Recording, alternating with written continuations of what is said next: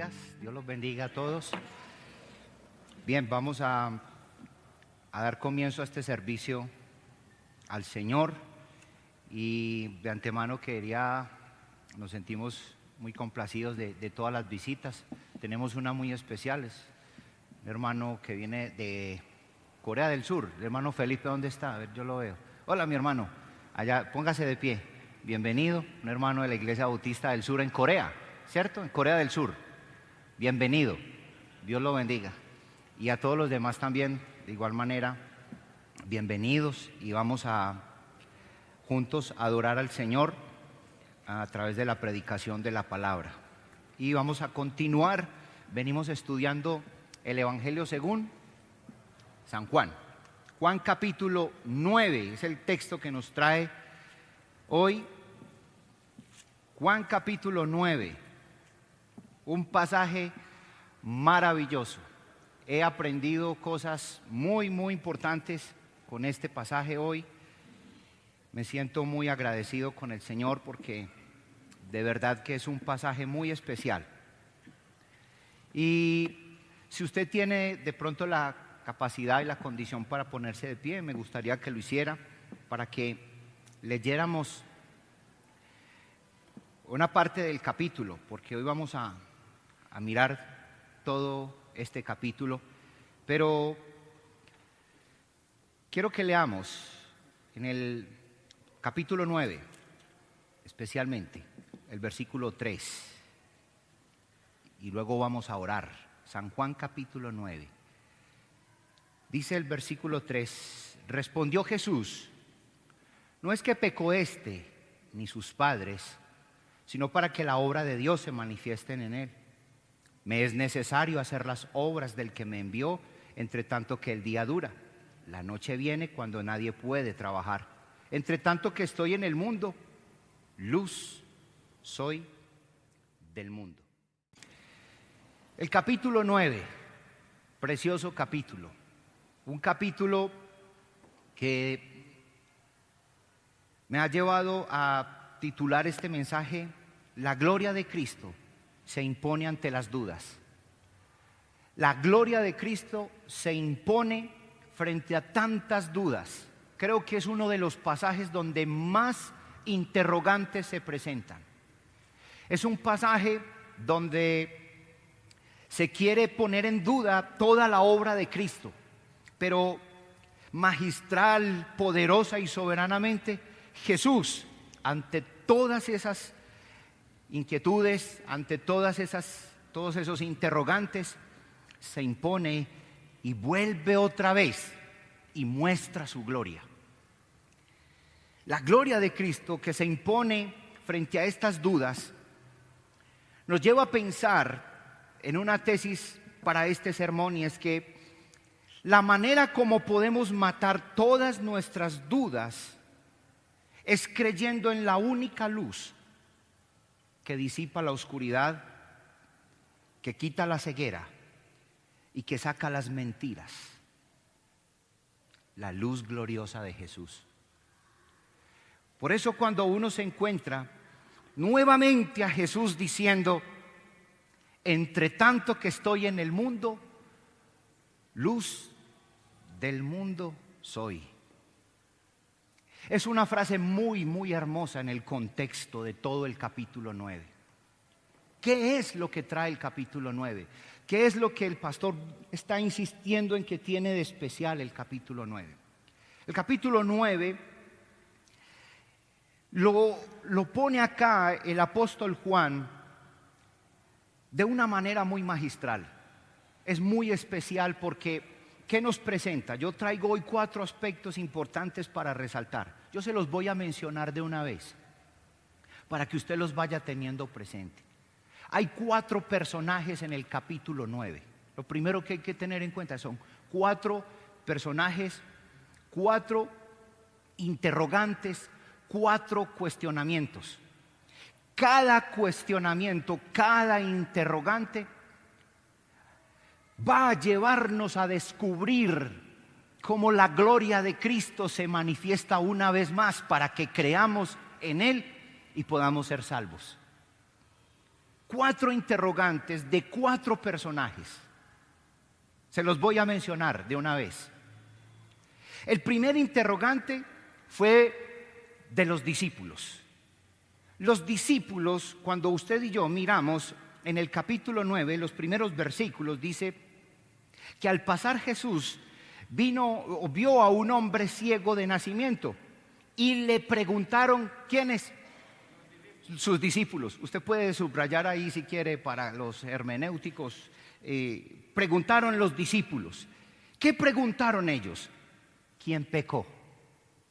Esa pregunta nos va a llevar a descubrir algo maravilloso de Cristo. Luego vino un segundo público que se encuentra en el versículo 8. Mire conmigo el versículo 8 para que usted vuelva otra vez. Si usted gusta, lo puede subrayar en su Biblia. Dice, entonces los vecinos y los que antes le habían visto que era ciego, empezaron a hacer luego unas preguntas. ¿Quiénes son el segundo público? Los vecinos.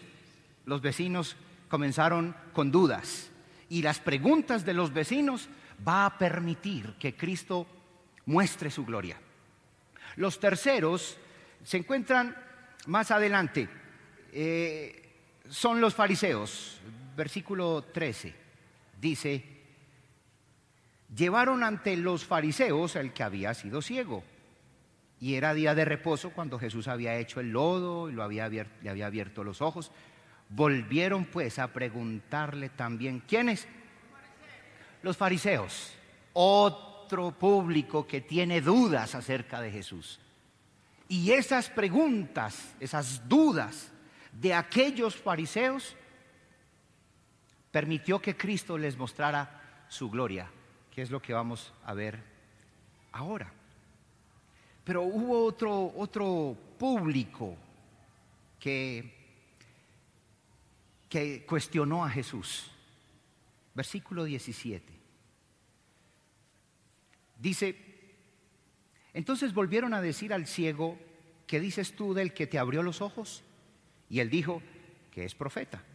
Versículo 18. Pero los judíos no creían que él había sido ciego.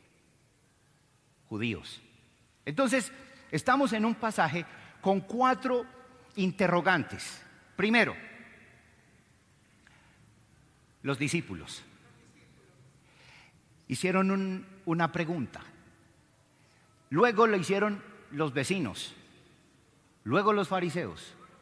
Y luego los judíos. 4 preguntas que pretenden cuestionar a Jesús.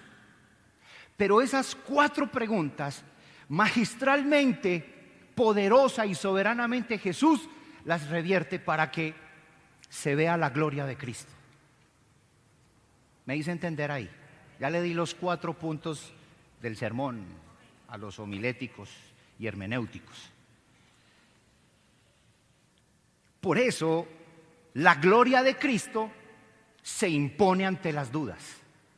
¿Usted quiere disipar las dudas, como decíamos ahora en la tesis? ¿Usted quiere matar toda duda? La única manera es creyendo que la única luz que disipa, que mata, que aniquila, que destruye toda duda, toda ceguera y toda mentira, es la luz gloriosa de Jesús. Entonces comencemos con los primeros, el primer público, los primeros que cuestionaron. Los discípulos, versículo 1 en adelante dice, al pasar Jesús vio a un hombre ciego de nacimiento, le preguntaron sus discípulos diciendo, Rabí, ¿quién pecó, este o sus padres, para que haya nacido ciego? Respondió Jesús, no es que pecó este ni sus padres, sino para que las obras de Dios se manifiesten en él. Me es necesario hacer las obras del que me envió, entre tanto que el día dura, la noche viene, cuando nadie puede trabajar. Entre tanto que estoy en el mundo, luz soy del mundo. Dicho esto, escupió en tierra, hizo lodo con la saliva y untó con el lodo los ojos del ciego y le dijo, ve a lavarte en el estanque de Siloé, que traducido es enviado. Fue entonces y se lavó y regresó viendo. Espectacular ese milagro, ¿cierto? Eso es una cosa como para uno quedar petrificado ante semejante poder de Jesús, el tremendo poder de Dios. Un hombre, me deja ver este pasaje, un hombre que viene, que es ciego, que no tiene, es más, su condición es tan tremenda que es de nacimiento, o sea, nunca antes visto. Eso no era algo que se viera en la época. No habían cirujanos, oftalmólogos. La entrené toda la semana. Espero que haya salido bien. No habían ese tipo de cirujanos, de especialistas del ojo. Y mucho menos alguien o algunos con la capacidad de devolver una vista de nacimiento. Lo que entonces demuestra que aquí Jesús, cuando dice el versículo 1, al pasar Jesús vio a un hombre, lo que Juan resalta con esa expresión, vio a un hombre, es resaltar la compasión, está resaltando el amor de Cristo para con él. Jesús se acerca a él con ese amor, se acerca a él con esa disposición de bendecirlo, indicando que está interesado en su cuidado, indicando que Él está interesado en la restauración. Ahora, hay algo muy importante en el contexto del Nuevo Testamento. En el contexto del Nuevo Testamento, cuando se hace un milagro de parte de Jesús, ese milagro es para que sea de señal, sirva de señal de que esa persona ha sido salva. El milagro no lo salva. El milagro es una evidencia en el ministerio de Cristo de que esa persona ha sido salva. ¿Me hice entender? ¿Sí? Entonces aquí lo que Jesús está demostrándole a él es que al tener compasión de él, quiere no solamente devolverle la vista, que aparentemente sería el milagro más grande. Pero Jesús no solamente está interesado en que él vea. Jesús, en su amor y su misericordia, va y le sana los ojos. Escupe en tierra, hace lodo, le unta en sus ojos, le dice, vaya, lávese, y él ve. Yo no voy a hacer una teología de la saliva. Eso no es lo relevante del texto. Algunos historiadores dicen que en su época la saliva, a algunos grupos no judíos consideraban eso como algo curativo. Dentro del judaísmo se consideraba como algo impuro, como algo incorrecto, como algo que no se debía hacer, tal cual como creemos en nuestros tiempos. Una saliva puede contener muchas bacterias y muchas cosas que hacen daño. Pero Jesús no pretende aquí demostrarnos una teología de la saliva o del escupitazo, o de recibe, de cierta unción especial. No tiene nada que ver. Y uno tiene que hacer esa aclaración porque en estos tiempos salen cosas tan extrañas que nada raro que alguien aparezca por ahí impartiendo sus... Sí, lo digo porque hubo grupos que cuando las manos sudaban dicen, creo que todavía que eso era una unción. Entonces yo te unjo con este sudor de las manos. No, eso es, no, láveselas primero. Pero Jesús está indicando aquí un interés y un cuidado por él muy especial. Él vio a un hombre ciego de nacimiento. Y cuando él lo ve, los discípulos le preguntan, inmediatamente salió el cuestionamiento de ellos. Entonces, ¿qué Jesús? ¿Quién pecó, él o sus papás? Ellos no estaban tan interesados en la persona, estaban más interesados en la teología. ¿Sí? Estaban interesados. ¿Qué era lo que Jesús iba a exponer sobre ese concepto teológico que imperaba tanto en el judaísmo de la época de Cristo, cuando se creía que alguien que pecaba o que estaba enfermo era por su pecado. Alguien que estaba aliviado era porque estaba sin pecado. Eso imperaba mucho en el contexto. Entonces Jesús magistralmente les responde: mire, ni lo uno ni lo otro. Ahora, ¿cómo encontramos claridad en este pasaje? Por lo menos a mí me dio mucha claridad. Espero que al compartírselo a ustedes también les dé claridad. Yo tengo que conectar el versículo 3 con el versículo 4. Conectar el versículo 3 con el versículo 4 nos va a ayudar un poco a comprender más esta situación. Dice: respondió Jesús: no es que pecó este ni su padre, sino para que las obras, y hay que subrayar esa palabra, las obras de Dios se manifiesten en él. No está en esa condición por un asunto de pecado, es porque Dios le place que esté así para que él pueda manifestar una obra en él y él conozca la gloria de Dios. Pero el versículo 4 dice algo muy especial. Entonces ya Jesús se lo apropia y dice: es necesario hacer las obras del que me envió. En otras palabras, ¿quién iba a hacer esa obra? Jesús mismo. Esto es para que yo venga y pueda manifestar las obras y ustedes conozcan la gloria de Dios. La pregunta, aunque fue buscando una respuesta teológica, recibieron una, pero superior, una mayor, una más grande. Mire, Él no está así por su condición de pecado. No es por la doctrina del pecado. Es por la doctrina de la soberanía de Dios. Es porque Él está así para que se manifiesten las obras de Él. Pero ¿sabe quién las vino a hacer? Yo, dice Jesús. Yo fui el que vine a hacer esas obras. Desmonta eso.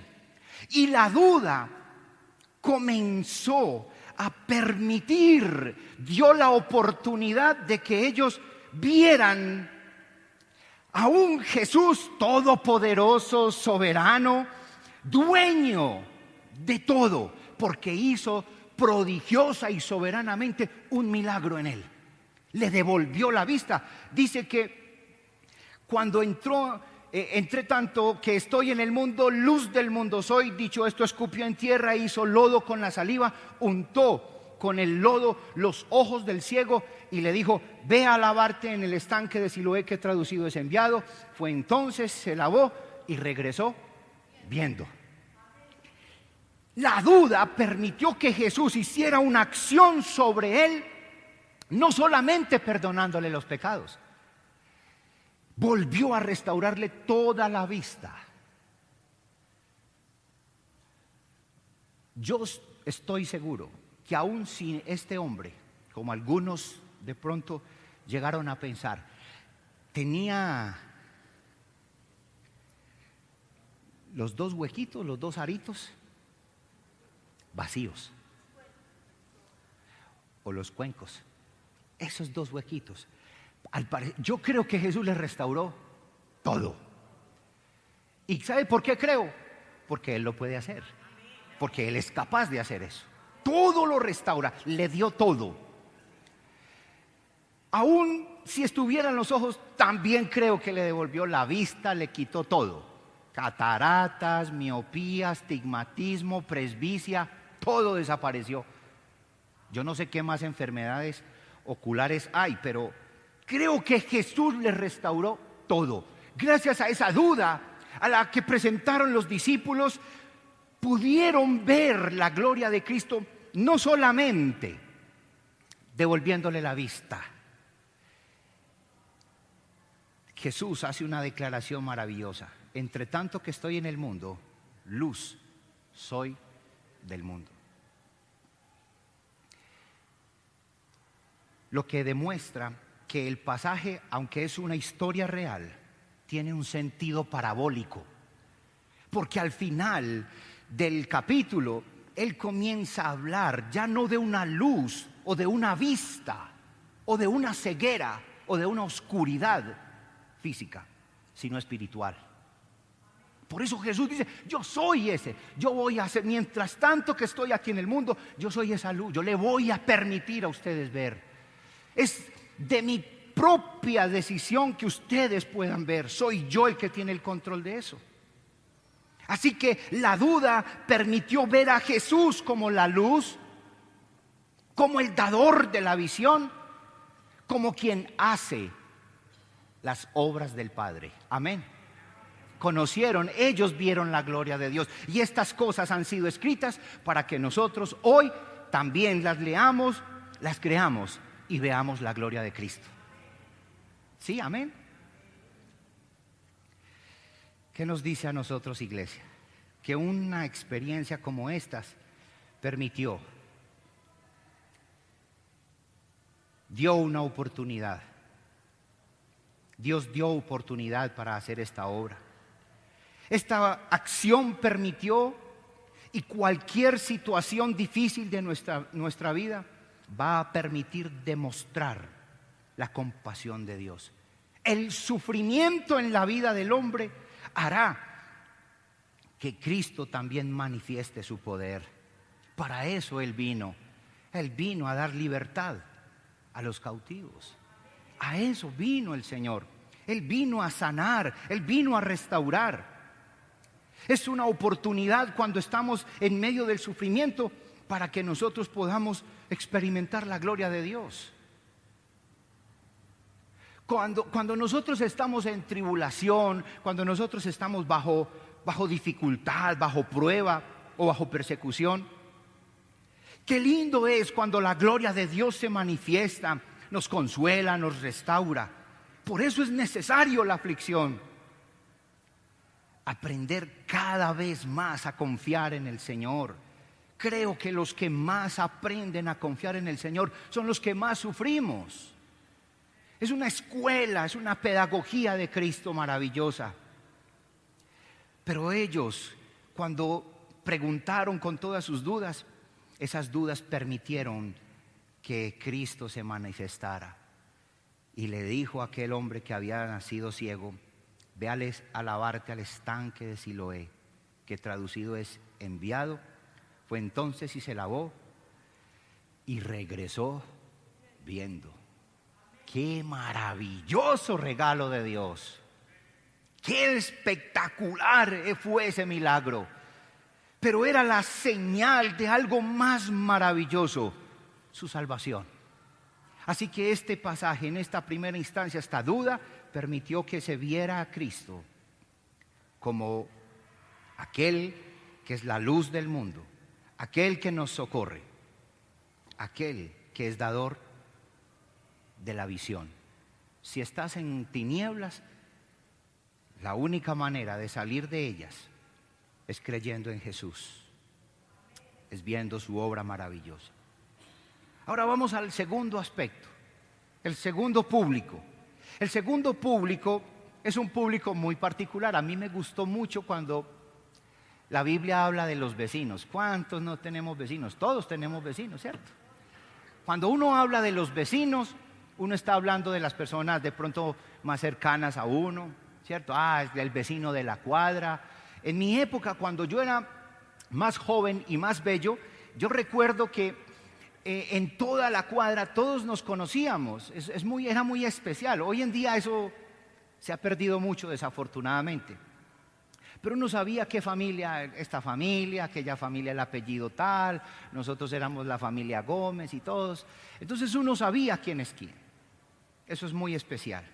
Entonces uno siempre los va a recordar como los vecinos. Y aquí los vecinos nos muestran algo muy especial. Versículos del 8 al 12.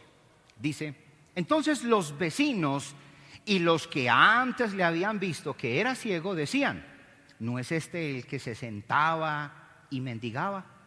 Unos decían: él es. Y otros: a él se parece. Él decía: yo soy. Confirmado por todos lados. Y le dijeron: ¿cómo te fueron abiertos los ojos? Respondió él y dijo: aquel hombre que se llama Jesús hizo lodo, me untó los ojos y me dijo: ve a Siloé y lávate. Y fui y me lavé y recibí la vista. Entonces le dijeron: ¿dónde está él? Él dijo: no sé. Pues claro, era muy obvio. Estaba ciego, se fue hasta Siloé, tenía que ir a lavarse. Cuando regresó ya, ¿y cómo iba a conocer a Jesús si no lo había visto antes? Lo había oído, pero no lo había visto. La duda de estos vecinos cuando le preguntaban, ¿no es este el que mendigaba? ¿Cómo le fueron abiertos los ojos? ¿Dónde está él? ¿Qué pasó? A ver, pues, todos esos interrogantes, todos esos cuestionamientos surgieron de una muy dramática sanación. Es un milagro que no puede menospreciarse o ponerse en poca monta. No, es algo que, claro, generó una sensación de angustia y de preocupación. ¿Qué pasó con esto? ¿Cómo así? ¿Esto de dónde salió? Si a este lo hemos visto todos los días aquí sentado mendigando, ¿o es que nos estaba estafando? ¿Este sería que se estaba haciendo? Y empezaron con una investigación. Y en esa investigación se manifiesta la gloria de Dios. Porque en esa manifestación les permitió ver a Dios hecho hombre. Mire lo que dice el texto, que me pareció muy importante.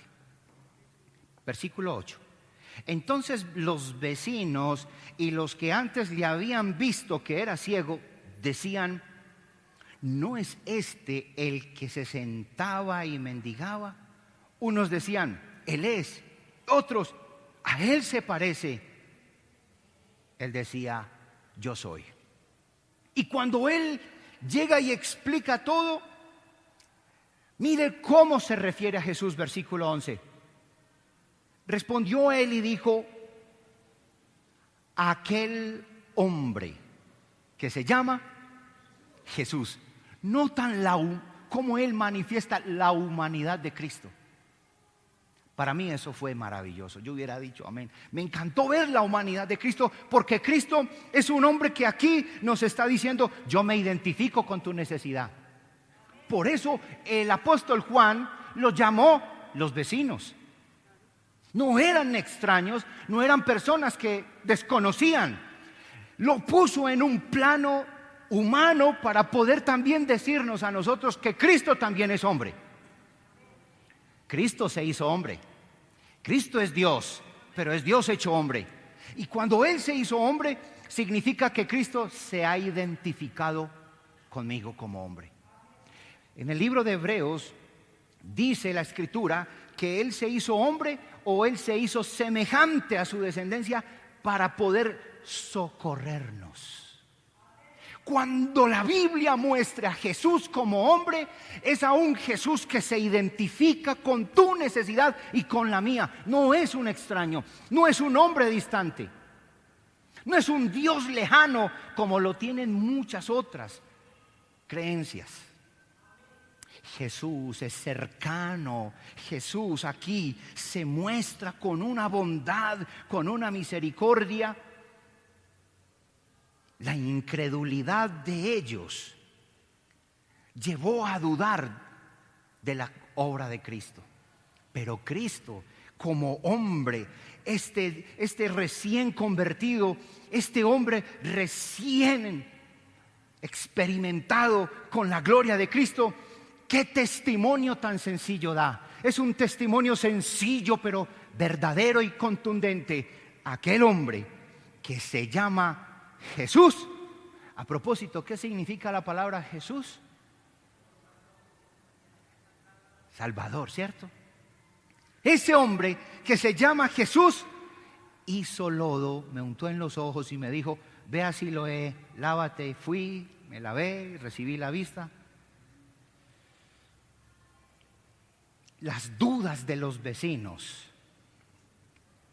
la incredulidad de los vecinos, Jesús revierte todo eso y lo lleva para que ellos conozcan quién es Él.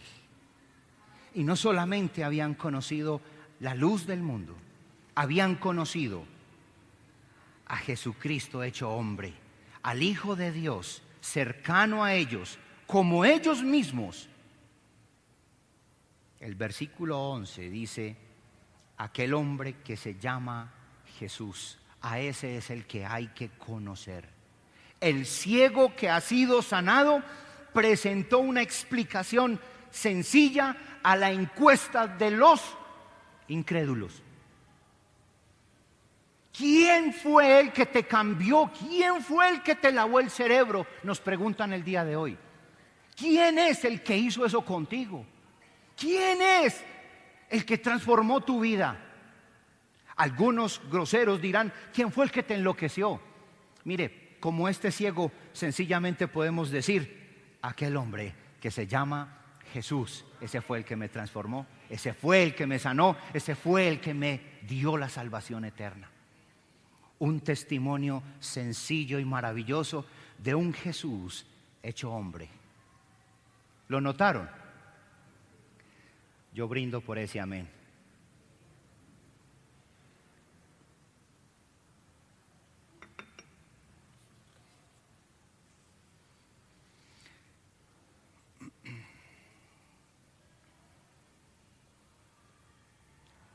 Tercero, aquí viene una población más difícil.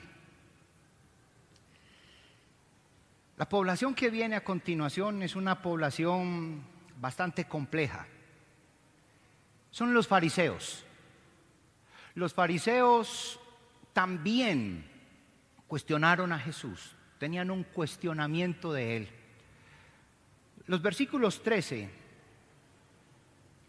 al 15 o al 16, vamos a leer hasta el 16. Dice: llevaron ante los fariseos al que había sido ciego, y era día de reposo cuando Jesús había hecho el lodo y le había abierto los ojos. Ahí apareció el sábado, la religión, el legalismo. Volvieron pues a preguntarle también los fariseos cómo había recibido la vista. Él les dijo: me puso lodo sobre los ojos y me lavé y veo. ¿Notan la sencillez de este hombre? Entonces algunos de los fariseos decían: ese hombre no procede de Dios porque no guarda el día de reposo. Otros decían: ¿cómo puede un hombre pecador hacer estas señales? Y había indecisión entre ellos. Sigamos leyendo. Entonces volvieron a decirle al ciego: ¿qué dices tú del que te abrió los ojos? Él dijo que es profeta. La duda de los fariseos aquí, este cuestionamiento cuando preguntaban cómo había recibido la vista, cómo puede un hombre pecador hacer estas señales, cómo dices tú que te abrió los ojos, todas esas cosas son solamente el deseo de sembrar duda, de cuestionar la autoridad de Cristo. Es más, Juan el apóstol introduce el concepto del sábado. Les preocupaba más si se violó el sábado o no que ver a ese muchacho viendo. Ahora, no creamos que eso solo pasaba en esa época. Hoy todavía nosotros colamos el mosquito y nos tragamos el camello. Nos preocupamos por unas cosas que yo me quedo aterrado. Uno se queda asombrado de las grandes preocupaciones de muchos creyentes en la época y se tragan el mosquito, pero se tragan el camello, pero el mosquito, ese sí hacen todo un ritual y toda una preocupación por cosas muy insignificantes. Pero aquí los fariseos, preguntando para sembrar discordia, cuestionan la curación el día sábado y concluyen que Jesús es un pecador. ¡Qué declaración tan grave! Versículo 16. Entonces algunos de los fariseos decían: ese hombre no procede de Dios porque no guarda el día de reposo. Otros decían: ¿cómo puede un hombre pecador hacer estas señales? Gravísima declaración. Una incredulidad, aunque estaban vestidos como buenos fariseos, cumplían con los rituales, pero todas esas preguntas, esas dudas, llevó a que este hombre diera un testimonio de Jesús y la gloria de Dios nuevamente se viera. ¿Cómo vieron la gloria de Jesús? ¿Cómo se manifestó la gloria de Cristo? Él dijo, Él es profeta. Mire, esa declaración es una declaración hermosa. Porque, ¿qué es decir en la época de Jesús? Él es un profeta. ¿Qué significaba? Un profeta, primeramente, era un hombre escogido por Dios. Lo que ese hombre estaba diciéndoles es, vea, ese es un escogido de Dios. ¿Por qué? Muy sencillo, pues me untó aquí, yo me lavé y veo. Así de sencillo. Sin antecedentes, sin precedentes, nadie había visto algo así. Cuando en el tiempo de Jesús se hablaba de un profeta, era que se significaba con ello que ese hombre andaba con Dios. Era un hombre cercano a Dios. ¿Qué están diciendo estos? No, este no procede de Dios. El concepto de los fariseos, este no es. Este es un pecador. ¿Cómo se le ocurre que va a hacer? Eso no lo puede hacer él. Pero este hombre mató todas esas dudas diciendo con su testimonio que él es un profeta. Hombre escogido por Dios, un hombre que camina cercano a Dios, un hombre que ayudaba a la gente demostrando el poder de Dios. Eso era un profeta. Un profeta era un hombre, un siervo que ayudaba a la humanidad mostrándole el poder de Dios. Elías, Eliseo, Naamán, recuerdan todas esas historias de cómo ellos sirviéndoles permitía que ellos vieran la gloria de Dios. Cuando Jesús es presentado aquí como profeta, entonces esos cuestionamientos quedaron sin peso.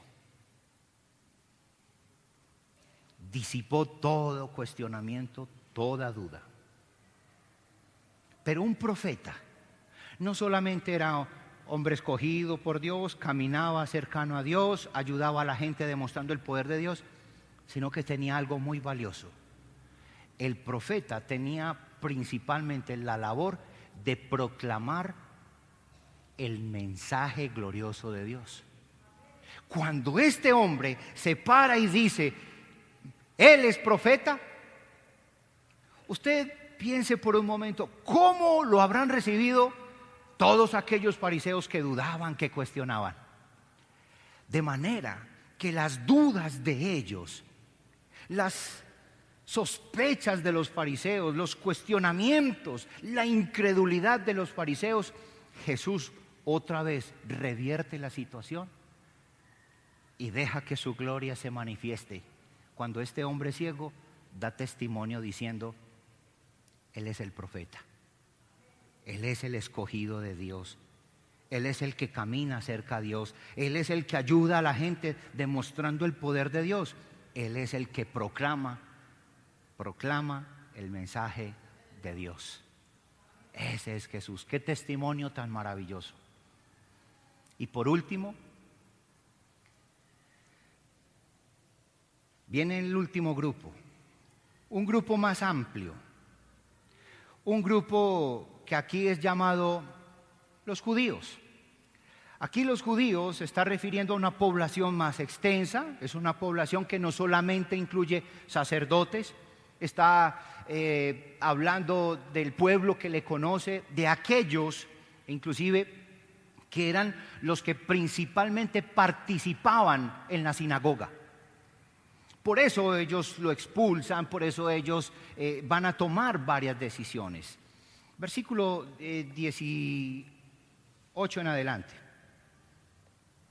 17, dice, entonces volvieron a decirle al ciego, ¿qué dices tú del que te abrió los ojos? Y él dijo que es profeta.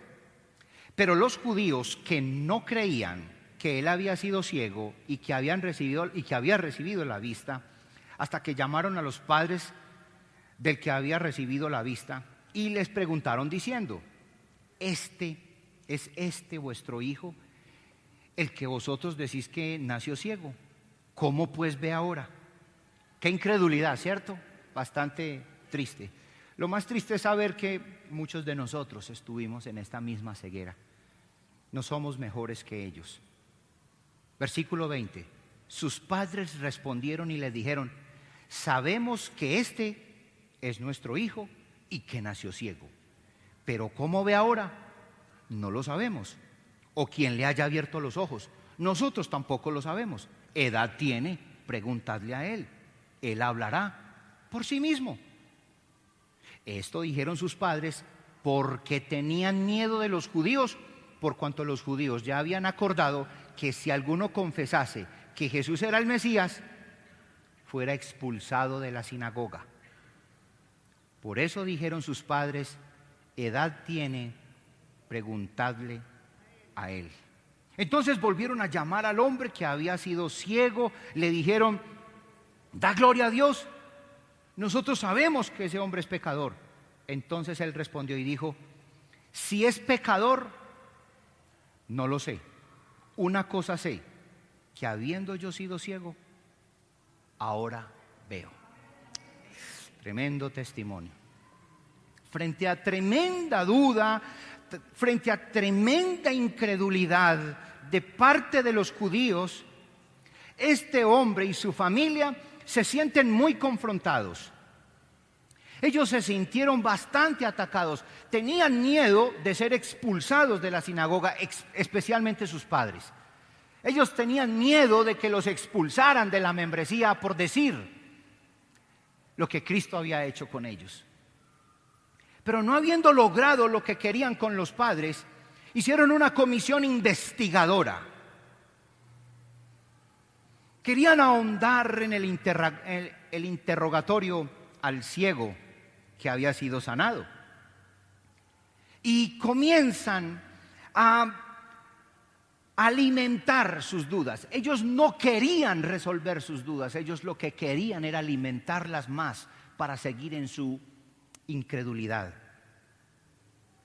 Y esperaban que dijeran que Jesús había violado el sábado. Estaban esperando que dijeran que Jesús había cometido pecado porque él era un hombre malo según ellos. Y en esa espera de poder encontrar algo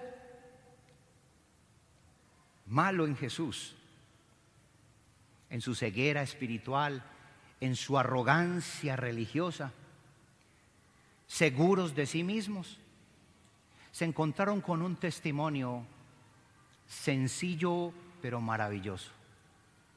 Nunca declararon los beneficiarios que Jesús era pecador.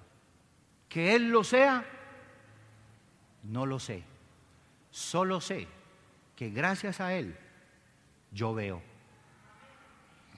Cuando ellos escuchan todo ese testimonio, la gloria de Dios se manifestó. ¿Qué hizo que manifestara la gloria de Dios? Las dudas de los judíos.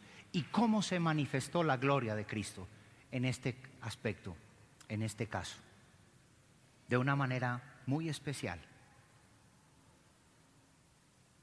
Versículo 31. Y sabemos que Dios no oye a los pecadores. Pero si alguno es temeroso de Dios y hace su voluntad, a ese oye. Desde el principio no se ha oído decir que alguno abriese los ojos a uno que nació ciego. Si éste no viniera de Dios, nada podría hacer. Respondieron y le dijeron: tú naciste del todo en pecado y nos enseñas a nosotros. Y lo expulsaron. Pero ese acontecimiento, mire cómo se revierte. Oyó Jesús, versículo 35, que le habían expulsado, y hallándole, le dijo: ¿crees tú en el Hijo de Dios? Muy importante esa pregunta. ¿Usted cree en el Hijo de Dios? Le dijo Jesús, perdón, respondió él y dijo: ¿quién es, Señor, para que crea en él? ¿Quién es? ¿Quién es Jesús para que quién es el Hijo de Dios para que yo crea en él? Versículo 37. Le dijo Jesús: pues le has visto, y el que habla contigo, él es. Jesús es Dios. Jesús es Dios. Aquí se le manifestó ante tanta incredulidad, ante tantas dudas, tantos cuestionamientos. Jesús va amorosamente después de que lo expulsaron. Él no se quedó tranquilo solamente con haberle restaurado sus vistas. Era algo más allá de una sanidad física. Se interesó por su alma. Y fue: ¿quién es, Señor, para que crea en él? Le dijo Jesús: pues le has visto, y el que habla contigo, él es. Pero la respuesta más especial es esta. Él respondió de una manera muy especial y dijo: creo, Señor. Y no solamente se convirtió en un creyente, se convirtió en un adorador y le adoró. No es solamente dejar las cosas a medias tintas, a medio comenzar, medio cocinado. No, es dejarlo completo, la torta cocinada por los dos lados. Bueno, nosotros no hacemos tortas como en la época de Israel, pero nosotros que somos de Medellín, Antioquia, comemos arepa, ¿cierto? Bueno, la mayoría, no todos, ¿cierto? La mayoría, a otros no les gusta la arepa. No saben de lo que se pierde, ¿no? Una arepa con quesito a esta hora, pues sí. Pero no hablemos de esas cosas, ¿cierto? Una arepa, como es de rico cuando uno la voltea, y ¿cierto? Y le queda como tostadita, bien rico. Las conversaciones a esta hora son bien difíciles. Pero estoy seguro que los que nos gusta comer arepa con quesito, no nos gustaría una arepa cocinada solo por un lado. Es que esa masa sí es muy maluca, ¿cierto? Yo creo que como el profeta Oseas lo denunció de Israel cuando le dijo: Efraín es una torta no volteada, una torta cocinada a medias, una torta que no era para el consumo. Así es aquel hombre o aquella mujer que deja todo a medias. Porque es que no hay creyentes a medias. O hay creyentes o no hay creyentes. Hay salvos o no hay salvos. No hay medio salvos. Pues no vamos a ser medio salvos.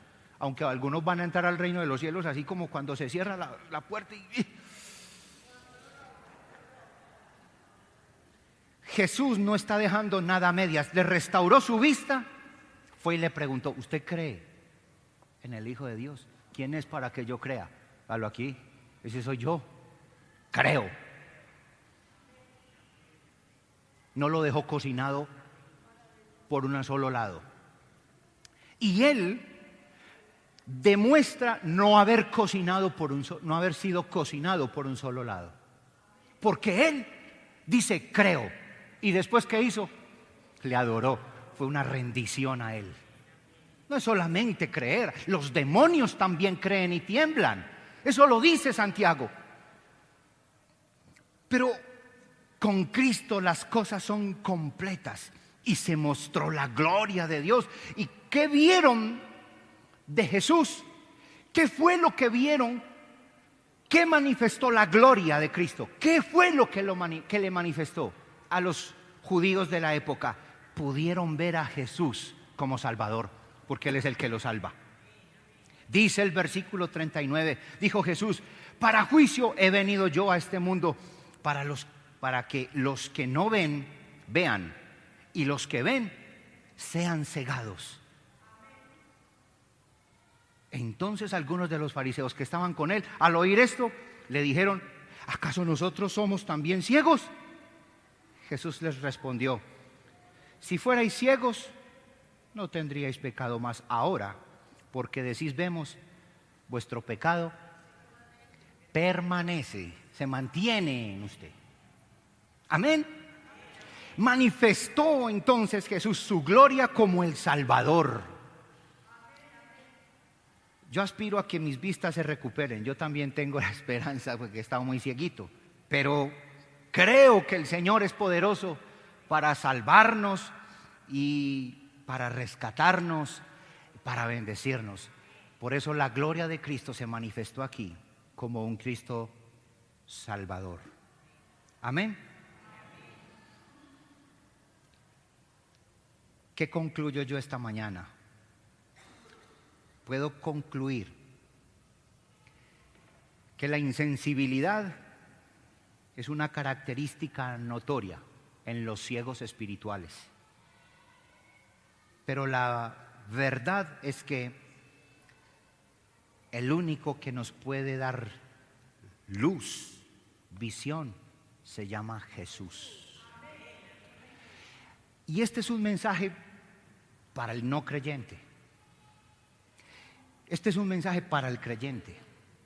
Y es un mensaje para el religioso que cree y que está engañado de que porque está aquí o porque escucha o porque le gusta la música cristiana ya es parte del reino de los cielos. Las tortas cocinadas a medias no son utilizadas. Oseas fue un profeta que se refirió a Israel como un pueblo cocinado por un solo lado. Y cuando él se refirió a Israel como un pueblo cocinado por un solo lado, pudo concluir proféticamente que un pueblo así nunca será usado por Dios. Él le dijo literalmente: Efraín es una torta no volteada. Los que creen que se puede solo a medias están muy equivocados. Los que creen que es apenas de a poquito para no demostrarse muy fanático, está equivocado. Las tortas tienen que ser cocinadas por ambos lados. Amén. Que el Señor Jesús nos cocine por los dos lados y así podamos ser útiles para la obra. Amén. Vamos a ponernos de pie y vamos a orar.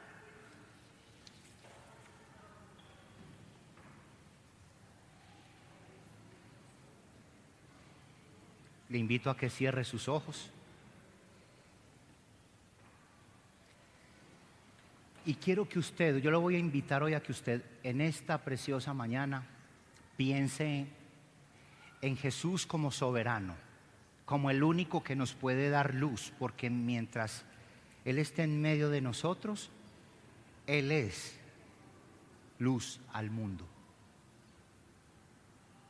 Piense en Jesús como el único que te puede dar luz, salvación.